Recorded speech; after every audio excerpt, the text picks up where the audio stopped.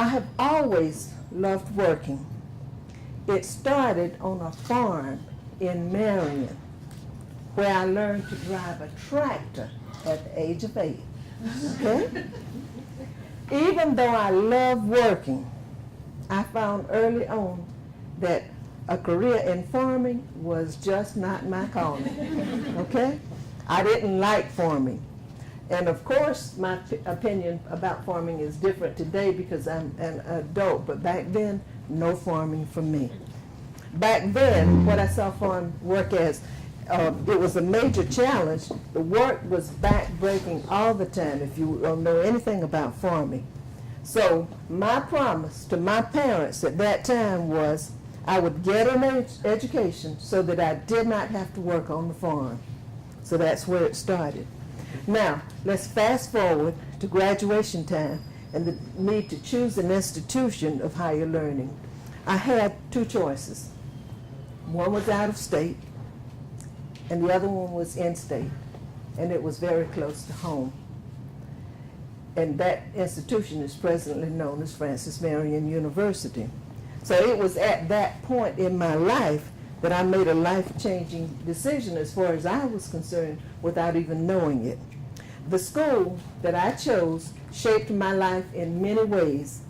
It's because of my selection to attend Francis Marion College that I met and later married my husband. And it is because of that same decision that I stand before you today, because I never left Florence. And I guess I need to let you know that I didn't initially choose a career in librarianship. See, librarianship chose me instead. And I'm happy that it did. Most people find it hard to believe that during graduate school, I majored in business. I had this grand idea that I was going to work in industry. But early in my college career, I got an opportunity to work in the library as a student worker. And so let me back up just a little bit to tell you how I got there. So once I decided that I could not get out of state because they didn't have any dorms available for me, I was accepted, ready to go, no place to stay. Francis Marion was just 20-some miles away across the river. I say across the PD River, and I was there at their doorsteps. And we had our guidance council program at school during the spring before, and the person came over and talked to us about the new college that was being started in Florence. You see, it had been a part of the regional system of the University of South Carolina before, and in 1970 it got the 4-year status as a 4-year college. So that's why I was there. And so I didn't have a place to stay out of state. Well, I didn't have driver's license to get me to college when I got accepted at Francis Marion. So for the first couple of weeks, my mama had to drive me every day until I got my license. And after that, then no problem.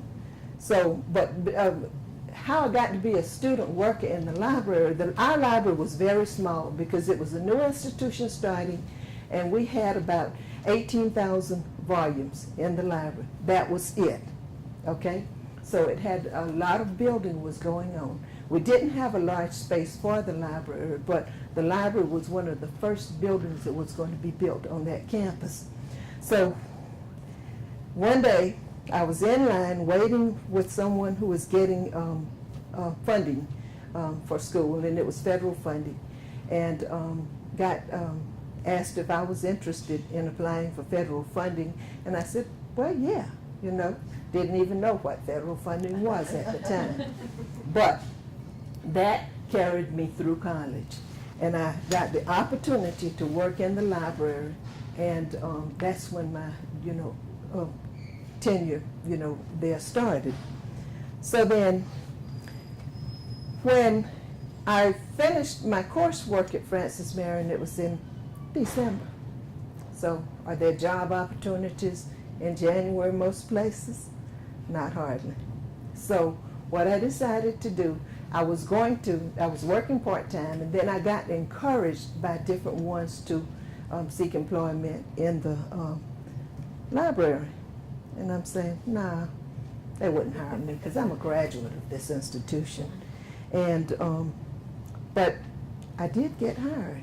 And it was with the understanding that when I got a real job, I could leave without notice. So that's how I got started in the library. And then I started out in reference, like with a job that was a clerk typist. And it was the understanding, like I said, that I could leave without notice when I got a job that I was qualified for.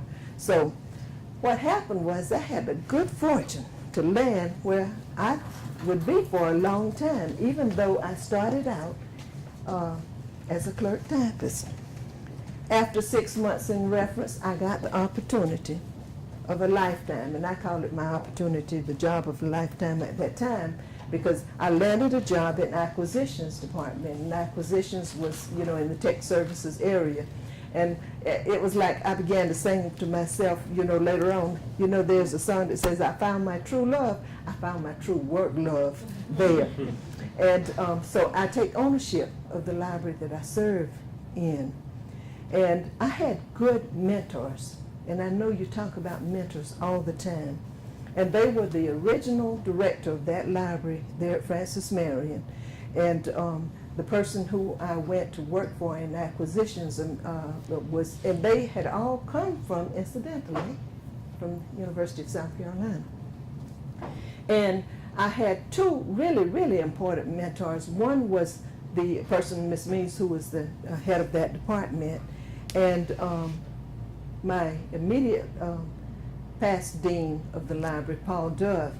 And it was like when Paul came, I did a lot of training for him because he was coming out of a different library type setting.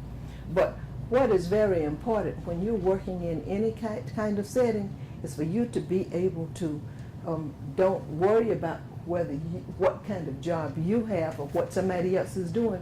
Always do your best to help somebody else. And that's what I did. And even as a student worker, I took ownership and pride in that library, so I worked. And, you know, lots of times younger people have this attitude that I'm just going to do enough to get by. You can't do enough to get by. You have to do more and go beyond getting by. And that, I'm convinced, is what happened with me and why I was able to stay there to begin with. You have to do more than, like I said just getting by. So it's often said that values, morals, and ethics are inextricably bound. We learn our values in childhood. That's the stuff we absorb from our parents and the people that are immediately around us. Morals are the intrinsic belief developed from the value system of how we should behave in a given circumstance. But ethics, just as I mentioned, on the other hand, are how we actually do behave in the face of difficult situations that test our moral fiber. This happens in no place more frequently than in our professions, so we have to be ethical and moral at all times. All professionals need a work ethic. I'm not talking about a set of guidelines distributed by your employer on how you should conduct yourself. The work ethic I'm speaking about now is your personal set of values. Each of us has a personal set, and that's based on hard work and diligence. It's dedication to the profession. It also is a belief in the moral benefit of work and its ability to enhance character. Work ethics includes things as simple as being reliable, taking initiative, or pursuing new skills. But it can also mean going the extra mile, helping others out, and sometimes doing things that are not part of your job description, but would be a benefit to the institution that you are serving. That's very important. Workers who exhibit a good work ethic, in theory, will always be the ones chosen for the better positions they'll be given more responsibility, and ultimately they will be selected for promotions. Workers who do not exhibit good work ethic, usually regarded as failing to provide fair value for the wage they are getting paid. Okay, and that's something all of us should think about at all times. These individuals usually do not get promoted, nor are they placed in positions of greater responsibility. So I know that my work ethic helped me get where I am today. In the workplace, I've always kept the community paradigm first and foremost, community. All of my actions were guided by what was best for the community. And when I say community, I'm not speaking of the neighborhood. I'm talking about the community that I worked in, the environment. When we see things from the community lens and perspective, we see that in order for organizations to be successful, they have to be fair, equitable, and even-handed when applying principles and standards. Your inner life will also help provide you with a more concrete understanding of the nature of the outer reality and the actions of others. Now, as I said earlier, I helped train my former dean that we formed a good partnership. Mentorships, you know, they work both ways, and we talked about that last week at the Sealer. They help the mentor and they help the mentee to grow. And that's what happened with our partnership during that time. And then let me share with you how I really got interested in library school. It was a given that I enjoyed what I did at my library. And I was encouraged from an early, the beginning almost, when I began working there, especially in earnest that 6 months later in the acquisitions department. Well, why don't you consider library school? And I said, yeah, I think I'll go to library school one day. Well, back then, I did not realize that library school's classes for library school only met once a week. So I got accepted out of state again, okay? So then it was, how am I gonna get out of state to go to school and get to school and get back, and I have a job and I have a family. So I had to put it on hold for a while longer. And then our library started entertaining internships from this university. We would have internships placed in our library, and they would come through, and the question would always be asked, well, why don't you go to library school? Because you know all of this stuff. And I'm saying, I would say, okay, I'm going one day, you know, one day. So my boss, my former dean, Paul Dove, set up a meeting with me because Dr. Chuck Curran was coming to our library to check on an intern at a particular time, you know, to check on the progress. And he set up a meeting in my office, and we had the opportunity to talk. And he shared with me how I needed to go ahead and get started. And I promise you, the next semester I got started. And that was the best thing that could have ever happened to me as far as I'm concerned. It was a good thing. It was a good thing for me to interact with students who were in library school and, you know some of the things that were going on. So even some of those students helped mentor me when I got, you know, in school, and I found that to be very, very helpful.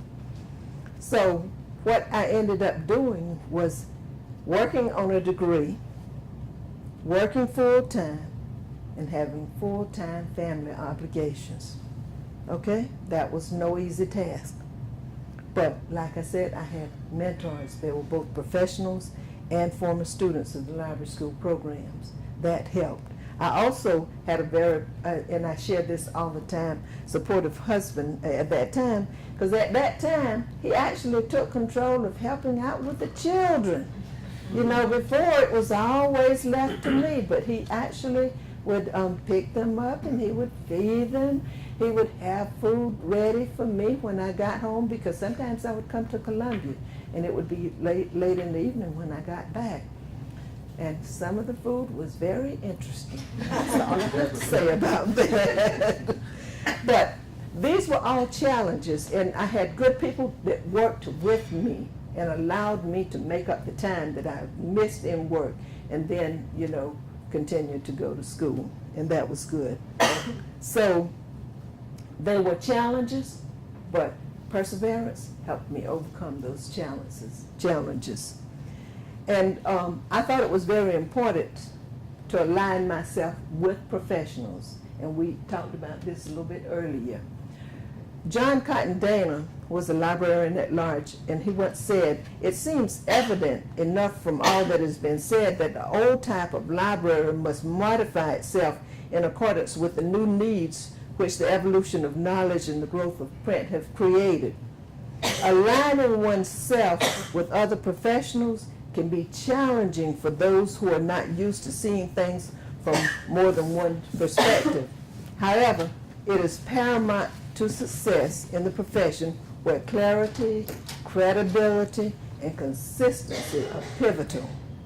Through the profession, I learned that my inner life within the field, which included networking with others, provided me a more concrete understanding of the outer reality and action of others.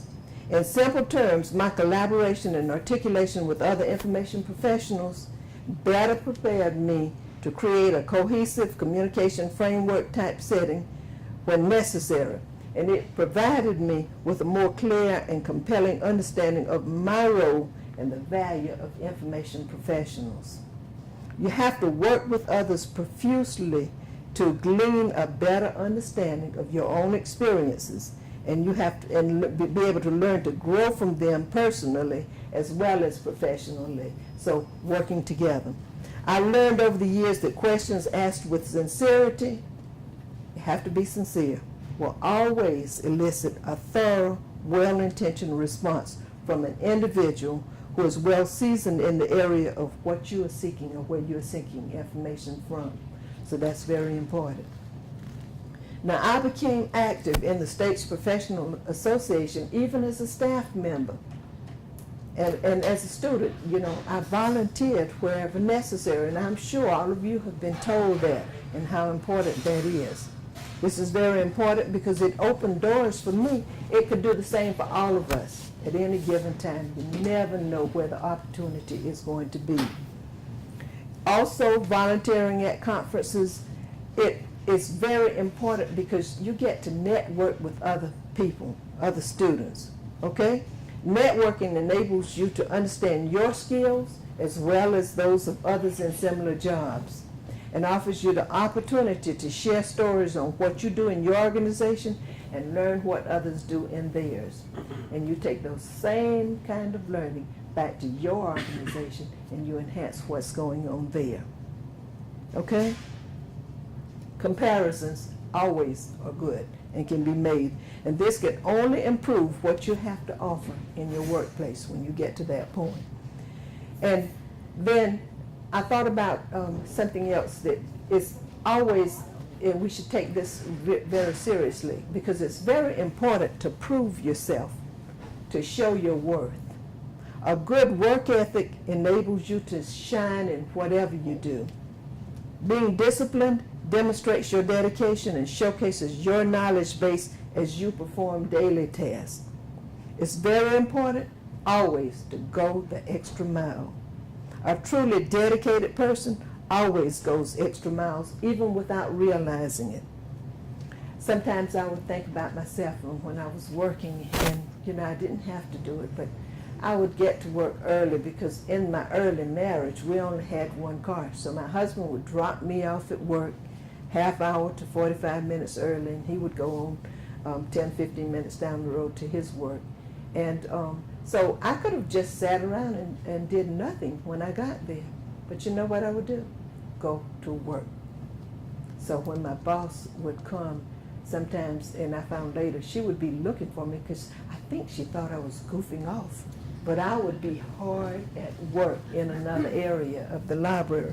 So it doesn't matter. Just get started with your tasks, do them, and sometimes even after hours, there are people who watch clocks. That is not a good thing, and we need to know that early on. And they are professionals, because I've seen it happen. You don't need to do that. Be diligent, be dedicated, okay? when you're engaged like I was in a process that you absolutely enjoy, time flies anyway. So that was it was just good for me. I always wanted to do as much work or different kinds of work, or sometimes even more than my coworkers. It didn't matter, that whether I got credit or not. And I remember once what I did after reading a departmental report, there were 2 people in my department doing the same thing, I thought, okay? But when the report was read, it showed a difference in what those 2 people were doing. And that made me think to myself, well, shoot, I can do this too. So sometimes you have to take initiative and go and say, okay, give me opportunities to do something else. Let me show you what I can do. And not even to let me show you, but just I want to participate more. And that is what happened with me. So I asked my superior for more responsibilities. I think her superior told her to just lay it on. And that's what happened, And I was satisfied, happy, I wanted her to know that I could contribute more to the organization, and so that was good for me, and that, I think that really kind of spiraled me on upwards. And I thought about, as I was thinking about what to share with you today, the importance of getting a job. And I shared with you earlier that I had a job that I was much overqualified for. But what is important as far as I'm concerned is you need a job. Any job will tide you over, okay? Often we encounter those who have degrees, and sometimes they think they're too good to accept work which they think they're overqualified for. But you shouldn't have an attitude like that, because you don't know when a door is going to open, for you later on, okay? Accepting a job that I was overqualified for, it let me get my feet in the door, okay? In fact, I shared with you earlier, it was just until I got another job that I was qualified for, okay? What happens was, when I got to working, highly satisfied with my service to FMC at that time. So, actually, I never looked for another job, okay?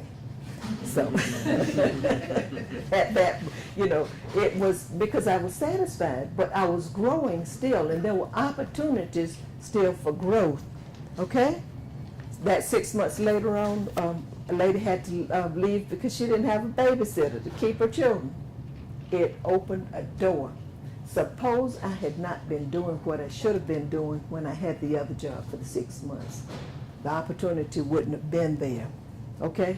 That inspired me still to work harder, okay? As you work and prepare for your chosen profession, always remember, put your best work forward no matter who is watching. It doesn't matter, okay? When opportunities arise, take them. Now, sometimes, and I thought about the consequences of a lack of a job, and I know this from experience when we are interviewing and looking for people. Okay, sometimes a person may be too picky. How do you explain that to potential employers if you've been sitting around for months or a couple of years and you haven't had a job? Okay? So that's something to think about. Sometimes the person who is hiring might think there's something wrong. There may not be, but they might think that. Okay? They may think personality is not going to fit what they're looking for. Okay? They might even think, oh gosh, this person must not be able to get along with people. So you never know. Okay? Any number of thoughts might cross a potential employer's mind. So think seriously. When you graduate from here or leave here, think seriously before you turn down a job or don't apply, okay? And when you are working your way, when you have a job, always remember nothing is handed on a silver platter. There's some rich folks, and maybe they have some silver platters, but for us working folks, nothing is handed on a silver platter. Know that serious work will be involved, and be prepared to work, okay? Please, don't ever complain about having more work to do than your peers, okay? I've experienced that over my lifetime. That's not nice. Nor should you just try to stick to your job. If you're in a work setting, volunteer and help somebody else at some point. No one will know your true capabilities if you don't go the extra mile. And then job satisfaction, I noted, spectacular for me. It has not always been that way for others, because over the years, just going to meetings, conferences, and having conversations with others, everybody has not been fortunate enough to have the kind of job satisfaction that I've had over my career. But it's important to be, if you can, get in a situation where you're completely satisfied. Be satisfied, because see, what happened to me is I found my perfect niche, okay? That's been a tremendous fit for me over the years. And I'm trusting that all of you will do the same thing. Now, on your journey, on my journey, I recognized that it was very important for me to pay back as I continue to grow, okay? Opportunities will be presented that you can contribute to the profession. Take those opportunities. When you find your niche, it will become doubly important to pay back to the profession that affords you total satisfaction also. You do this by participating in professional associations, okay? You contribute to the profession through research and service, and you continue to grow as you contribute to the lifelong learning process for yourself as well as for others, okay? It was mentioned in my, Ann mentioned in my introduction that I had SACS opportunities. That's the Southern Association for Colleges and Schools. The profession of librarianship opened doors for me to participate in those. And for the past 12 years, you know, I've had those opportunities. Well, those were opportunities, but they were for me to, you know, contribute. But they were also opportunities for me to learn a whole lot more about libraries from all across that are similar to mine in background. But it gave me that opportunity to learn some more. And it's just a lot of work. If you're not familiar with SACS at all, a lot of work goes into a visit, okay? But it's not, and it's no pay, okay? But it's the personal satisfaction and it's the honor of being asked to contribute to the profession in this way.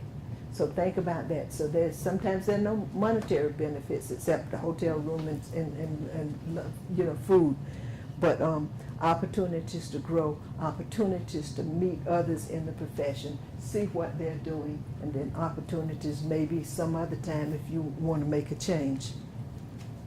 Speaking opportunities have grown for me tremendously, and it's a result of my stewardship. And let me tell you about the first time I had an opportunity to be in an organization and be in the leadership position. I asked my friend, I said, should I even consider this? And I said, no, I don't want to do this because I don't want to stand up and talk before a crowd.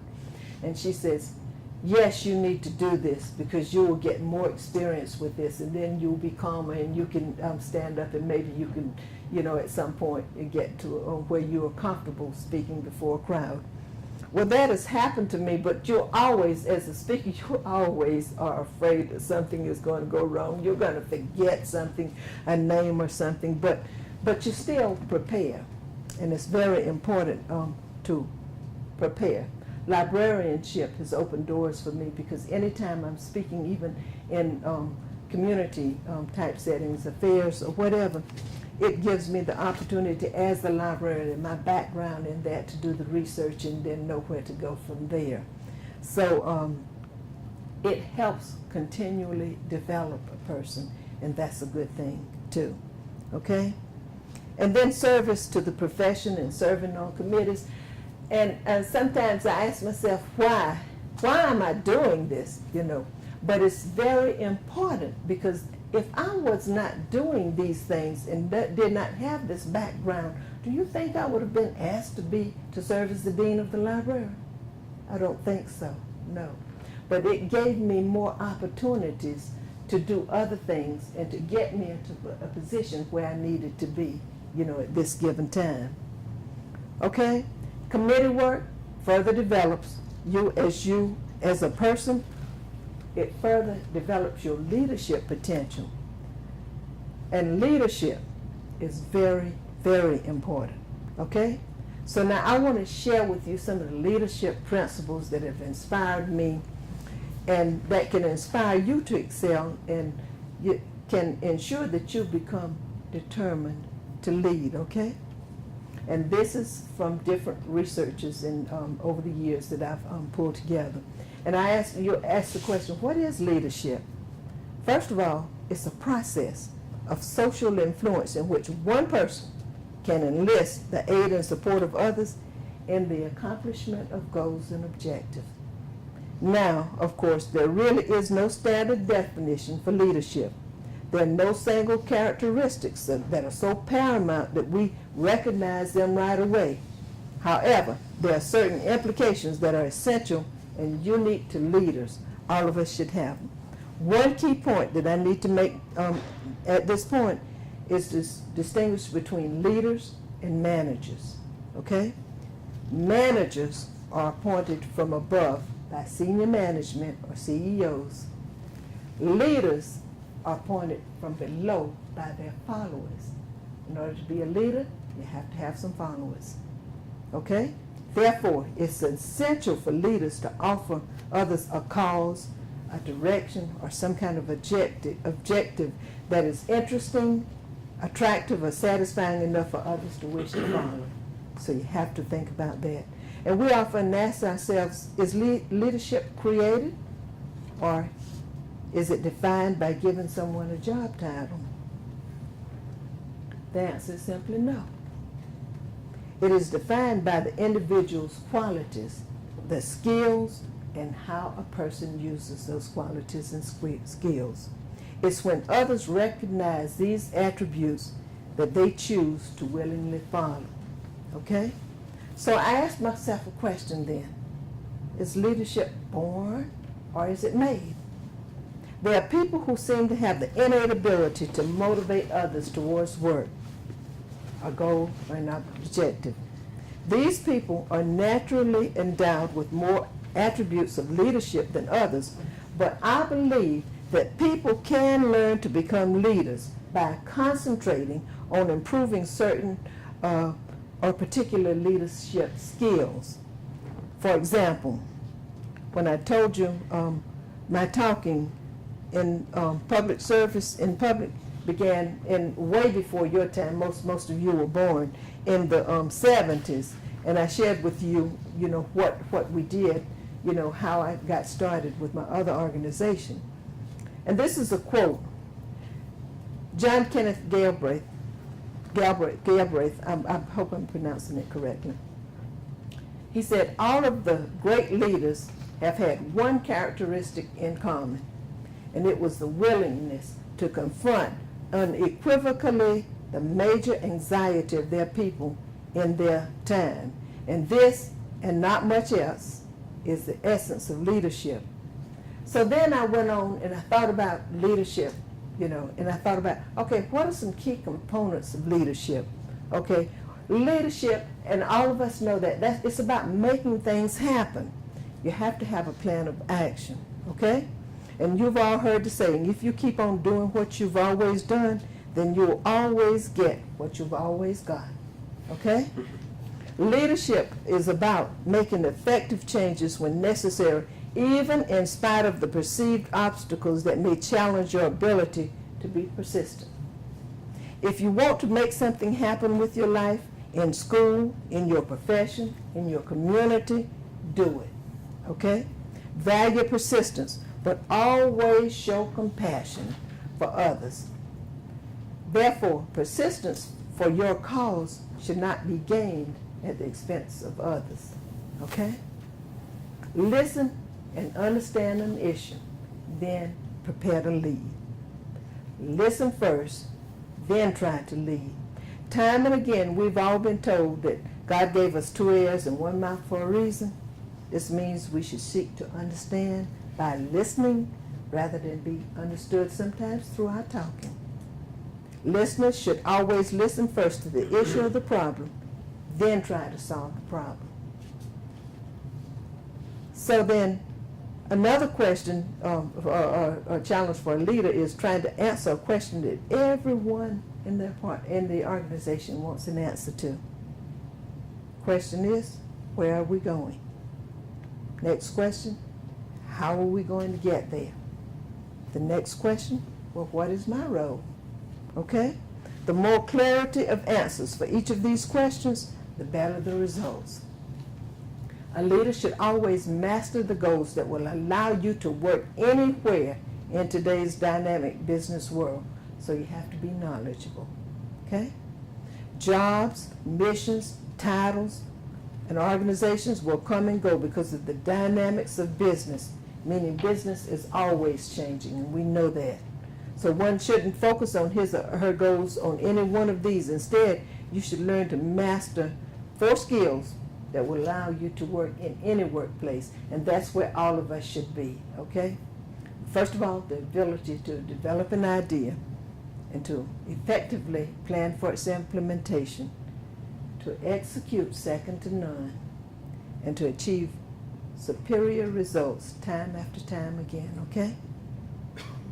Work to be known for delivering excellence, and that's what all of us should do. Doesn't matter what the job is, you have to do it well, okay? So remember that. Speaks for itself, it opens doors. If you have to sweep the floor, I've always said this, if you have to sweep the floor, do a good job. What did your leader just do earlier today? She swept the floor, okay? She did a good job, okay? And it doesn't matter who you are, what you're doing, but you always, there to get the job done. Be curious, okay? And what is curiosity? It's a prerequisite to continuous improvement and even excellence. Be intellectually curious at all times, okay? Making progress is partially based upon thinking. And sometimes I find myself thinking about work all the time, constantly. I'm driving, I'm at home, waking up, etc. And I promise you, I used to go to bed every night and sleep good and never think about work. But when you are in a leadership position, you have to think constantly, all the time, okay? Think about your organization's future, understanding the past, the present, knowing and challenging oneself to creatively move the people and the organization toward closer to its vision. And instead of thinking outside the box, sometimes recognize and embrace the fact that there's no box. You have free reign to be innovative, okay? Listen to both sides of an argument. That's the real good marks of a true leader. You have to be able to listen to both sides. Always listen to different kinds of people and ideas. Each person has a right to his or her opinion, and we have to remember that, okay? When you listen and talk to a variety of people, from professors, police officers, senior citizens, school children, it doesn't matter. It's essential not only to be a good leader in business or your chosen profession, but also a valuable member of your community. So, I've got these 3 words for you. Prepare, prepare, prepare. If you fail to prepare, you are preparing to fall.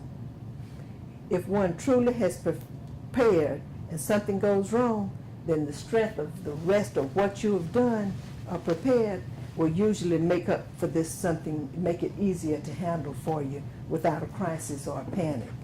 Okay, and I want to share this with you.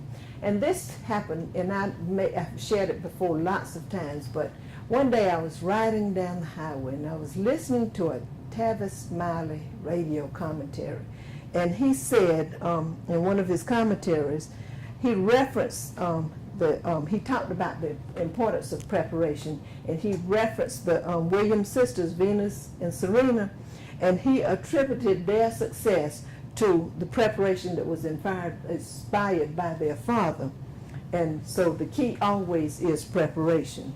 And the absolute 3 keys to include to be successful in leadership, and that's where you are all going, or any venture, is preparation, preparation, and more preparation, okay? So, to be a good leader, have a plan of action, be knowledgeable, have good administrative skills, have the talent to lead. Like, always have a loving, a liking, and an appreciation for people. Have very good cooperative skills. Delegate. Please don't micromanage, okay? Do we have any micromanagers in here? Please don't do that, okay? Delegate. Make tough decisions. Have a good sense of humor.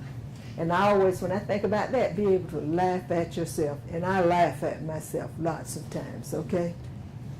And act immediately on whatever is going on. Always have a good finance and budget plan, you know, and that's very important. And then foster teamwork. Teamwork. Because one person does not know everything. You know, it takes a team to make an organization work. All of these are good essentials to good leadership. And that's what I challenge each of you, to have an open mind, listen to everyone, develop your own leadership style. Always remember, preparation, preparation, preparation. Thank you.